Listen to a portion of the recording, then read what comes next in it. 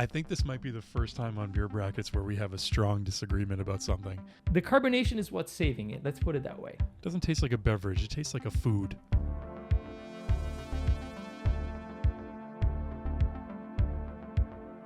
We're back in the pub, everybody. Thank you so much for joining us and having a beer along with us. But a little bit of an asterisk next to this one, my friend. Yeah, right. For the first time ever on Beer Brackets, we are going to be we're going to be reviewing a non-alcoholic beer.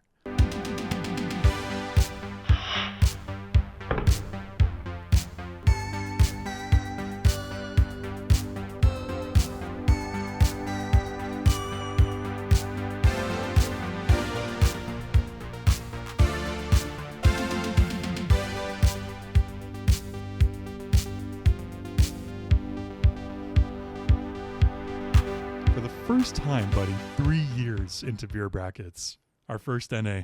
That's a good number, I would say. I think we've waited long enough, but it was also about time, I would say, because I don't know about you, but here in the States, like they're really getting more and more popular everywhere you go. Grocery stores, like liquor stores, like even in bars now.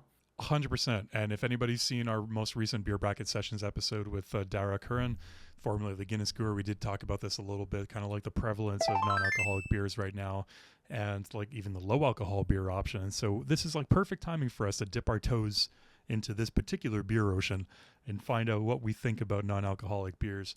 And to be honest with you, man, I think I don't have too much experience with non-alcoholic beers. I've tasted a few over the years, but not too many. I've definitely had the Heineken one before. I've had Beck's. You know, we told this story to each other before a couple of times how, at least for me, growing up in Canada, non-alcoholic beers was Beck's. That was the only non-alcoholic beer that there was, and it would fool you. You would go into a store and buy beer and then drink a couple of them as a young beer explorer and convince yourself you're getting drunk, but really you were just drinking non-alcoholic beer, and it was all the placebo effect in the end. But that was my idea of what non-alcoholic beer was. But now, my friend, Heineken 0.0 premium malt lager. When my wife was pregnant 2 years ago, I got her some of these, and she was just, it was almost like a spit take. And because she really likes Heineken, and she took a sip, and she's like, I don't know if I could do this. I really want to have a beer with you, but this isn't a beer. I drank the rest of it. I thought it was fine, but I don't remember what it was like, buddy. So we're finally... And one thing we should mention, we are going to be reviewing this as a non-alcoholic beer. So we're not going to be comparing this against other real beers, let's say. Or also just be getting like 0.5s out of 3 all the way through. So it is going to be strictly in the realm of non-alcoholic beers. How does it fare? We're going to go with our guts. We're going to go with our beer hearts. And we're going to give it as legitimate of a score as we possibly can. Okay, so this has been brewed since 2017. Let me hear. They actually say I'm curious. there's less carbs and less sugar in one of these than there is in like a regular soda. Isn't that amazing? That's quite something, man. Like I didn't know that. Like I would have assumed obviously less because of the lack of alcohol, but I wouldn't have guessed like less than a soda. Like that's interesting. Sorry, I said carbs. Less calories and less sugar, not carbs, than in a regular soda. Gotcha. Are you pumped for this? Are you ready for this first NA review in the Beer Brackets pub? So I will be honest with you, my friend, and I'll say that if I could think of any way that would make me, I don't think it's possible to think of any way that would be more exciting of having an NA beer than at the Beer Brackets pub. Because, no, but seriously, like, because, if you... No, it's true.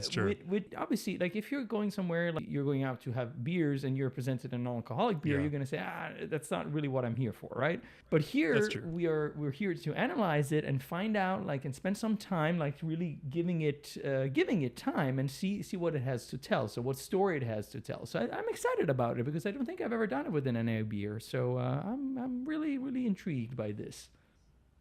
Nobody can romanticize the Beer Brackets pub quite like you do, my friend, and I really appreciate it. I think we need to crack these beers open. I think we need to get right into this review. As always, we're going to go over the 5 review elements that Beer Brackets love to talk about: the aroma, the taste, the mouthfeel, the finish, and the overall beer experience. But the NA version. Now, I will say that as soon as I opened it, like a certain skunkiness shined through. I was just about to say, cracking the bottle, there's that signature bottled Heineken skunkiness that comes out right away. So they've achieved that to start with, which is big. Also, on a side note, one thing that I just, not really related, but kind of related. Just going to show the beer here first. Yeah. But I mean, look at that. It looks like Heineken. It does, doesn't it? It really does, yeah. One thing that I just wanted to mention here, it's funny that now that I went to put the beer cap here in my beer holder, it's funny how normally like the caps always go flat. Like this one here obviously is standing up. So, anybody who's going to watch the next episode, it's standing right there. Heineken 0.0. The big 0.0. Yeah, just show. So it's just standing there. It's the only one you can see. Oh, man. That's compromising the integrity of your bottle cap box there. It's all part of the beer journey. It's all good. This is Aroma cheers. Aroma cheers. Aroma cheers. I'm actually really impressed. Well, I'll be honest with you, man. Like I don't know if maybe it's the skunkiness. Might be. But I don't think I'll be able to tell just based on the aroma a huge difference. Just going off memory, obviously. Yeah. You get hops, like a very nice presence of hops, like a decent maltiness. Like it's more, sure, fair enough. It's more like the sweet malt. It's classic also with Heineken. But if I'm comparing it to my memory of Heineken, I'd say it's quite similar. As a non-alcoholic beer, like the aroma, like usually you get like this very overpowering sweetness, like that is not, it's really out of place. Like I really quite like this. Let's start cautious. I'm gonna go with the 2 here, my friend. Two, because I'm quite liking it. I don't know. I don't know. There's something missing. Maybe it's a little bit more of a strong presence, like just the volume of the elements. But 2, I think it's a fair score for it. What do you think? I'm actually really surprised that, like you said, right off the bat, you do get the skunkiness from the bottled version of this. Keep an eye open. A can versus bottle on this would be fascinating to see right? How that aroma stands up from the can version to the bottled version. You know what I find really interesting? So there's always like these really strange differences between NA beers and regular beers, like aromas and things that you don't get, almost like these off flavors that come out on the beer that maybe are hidden by the alcohol in some way, or just the process of the making of the NA beer sort of hides or exposes a little bit. One thing I'm noticing about this is that the breadiness, like the aroma that you get on it, is much more like it's much more present. Whereas like breadiness on beer traditionally, it's like a toasty sort of grainy, malty breadiness. This to me smells like if you take like a loaf of white Wonder Bread and you just stick your face in it and you just get a big whiff and you smell that white Wonder Bread. Like that's what this smells like to me. It's a very like literal bread aroma, which is interesting. That's very unique as an aroma. But I mean, it's making me want to go in for a sip, which is always a good sign with aromas. I'm going to go, again, comparing it to other NA beers, rating it on its own scale. I am tempted to go even up to a 2.5, but I think I'm going to stick with a 2. I'm going to agree with you on that. I don't want to go too high. We're just starting off with NA beers. We don't want to get too ahead of ourselves, my friend. Now, buddy, we got to take a taste of our first sip of an NA beer on the Beer Brackets channel. Cheers, Enjoy. Man. Cheers. Let me know what you think. Cheers.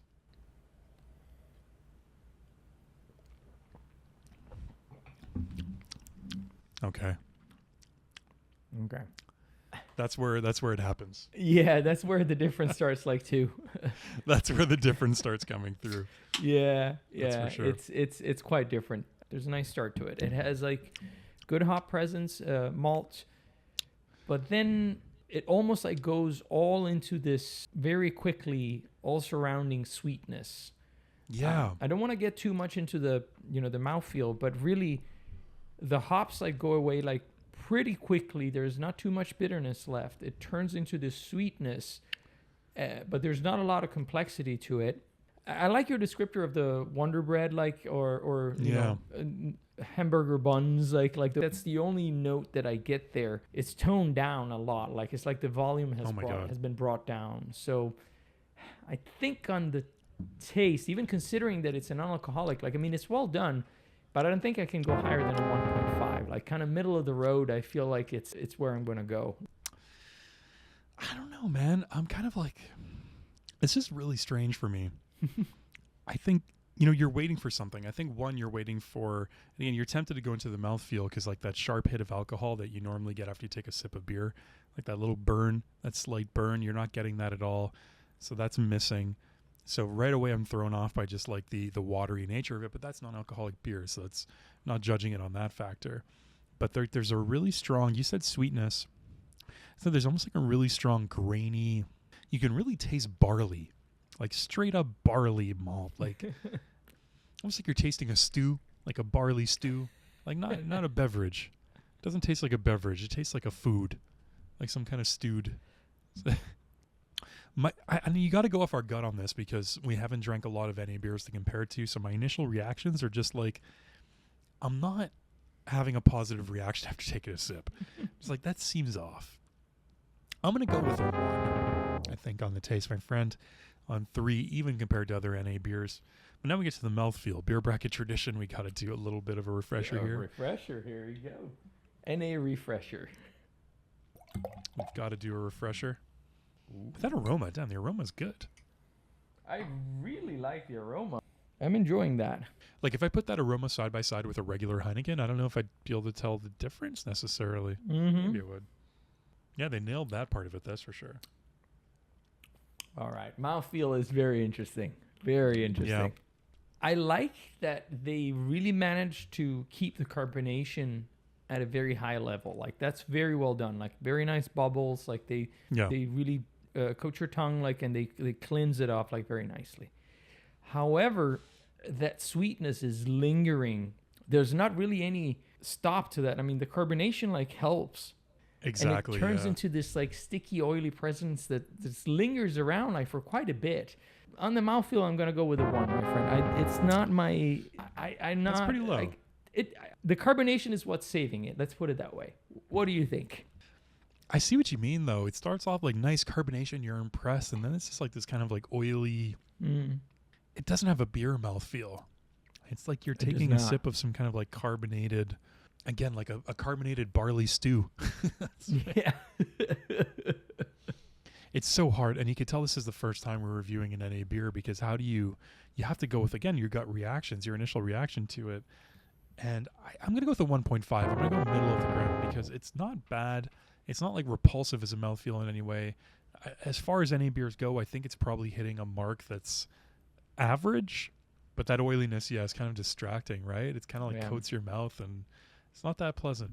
Not that pleasant, but not too much. Hey, what about the finish, man? Because the finish on this beer is something else. I was thinking about it. I was meditating while listening to your analysis, and let me take another reading here. Yeah. This is a tough one. It's a tough one. It's a tough one. And that's what I like about our categories because in a sense, like they divide. So sometimes like they might pull things too much apart, but sometimes also they help you focus, which is something on a regular basis. I don't know for you, but for me, it's, if you're just taking a sip, like it's a sip, like you're just thinking about the overall, right? But each element really has something that is trying to tell, an element that is interesting to analyze. And I think with the finish on this beer, it's specifically a case because the mouthfeel and the taste for me were a little bit of a downside, like of the beer experience, but the finish has like this element. The hops are coming back. There's a little bit of that skunky element. I do still taste that grainy presence, but to be honest, like it dissipates like relatively quickly.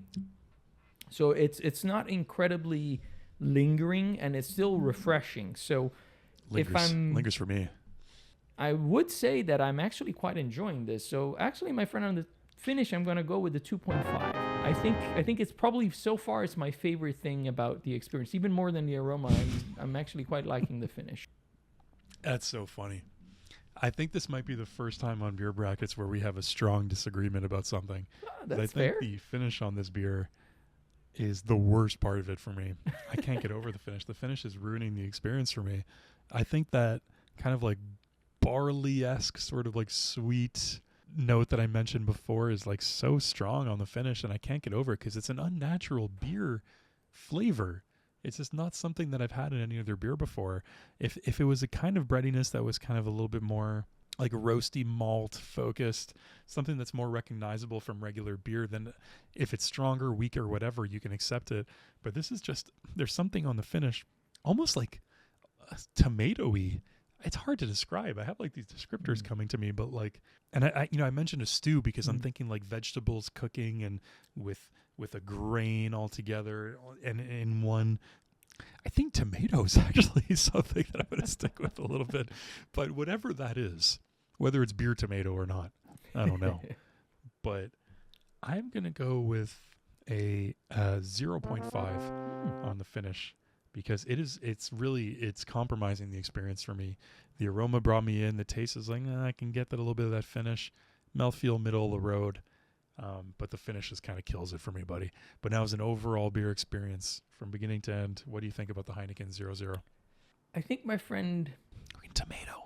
I think as an overall, I think a beer 1.5 is where I'm going to land. There's definitely some very good elements. When it comes to the overall, I think to me, the middle part there of the mouthfeel and the taste are kind of like a strong part, like I'm realizing about like the beer experience. So the finish... it's important, but it depends a bit on the style, probably. Like in this case, like, I guess like I don't get too much of that note that you're describing. So that's probably like what makes the difference there in that score. But for me, the overall like is really that taste and mouthfeel that are missing. It's bringing it down like to the middle of the road, I feel like is where I'm landing. What do you think?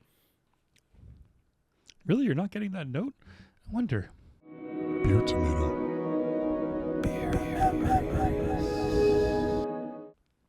I wonder. This is a strange one because right away, again, I was very impressed by the aroma to start with. It's very easy drinking. I mean, through the course of this review, I've kind of, even just from taking big sips, I've made it through most of the beer at this point. I'm a little bit thirsty, so maybe that factored into it. But I still have got through a good portion of the beer. I think middle of the road 1.5 is fair. I was thinking about maybe going down to a 1, but I think it's got to be considered halfway because it's not repulsive. I obviously can drink it as I have right here, but it's not something memorable for me either, and it's not something I would go back to. So I think a 1.5 middle of the road is very fair, buddy.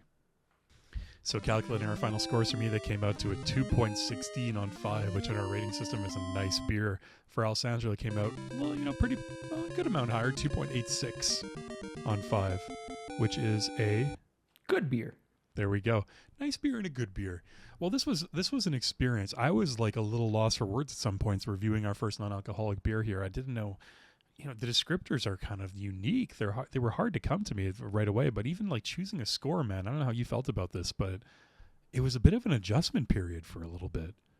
100%, man. The biggest difference for me is like really there's not a lot of background, so there's not a lot to compare it to. And exactly. The few things, the few non-alcoholic beers that I've had have never been like particularly interesting, let's put it that way. So this one here definitely has a lot of elements that make it interesting, but it's still, there are still some elements that are, a little bit on the fence, and just, personal taste. Well, everybody, thank you so much for joining us. Let us know down below, what do you think about the Heineken 0.0? What's your favorite NA beer? Let us know down below. Are there any you'd like to see us review? Post that in the comments down below too. And as always, do not forget to close your beer brackets. In fact, when you're opening and closing your NA beer brackets, you can fill in those brackets with as many beers as you'd like. Exactly.